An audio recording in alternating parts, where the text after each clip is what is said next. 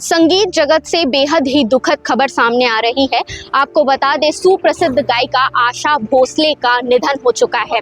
शनिवार को देर रात उन्हें मुंबई के कैंडी ब्रिज अस्पताल में भर्ती कराया जाता है। कार्डियक अरेस्ट उन्हें आता है और आज खबर निकलकर सामने आती है 12 अप्रैल को कि उनका निधन हो गया है कार्डियक अरेस्ट के कारण। वो इतनी अच्छी गायिका है, इतने अच्छे अच्छे गाने उन्होंने दिए हैं, जैसे चुरा लिया है तुमने जो दिल को, दम मारो दम, ये सारे गाने उन्होंने दिए हैं।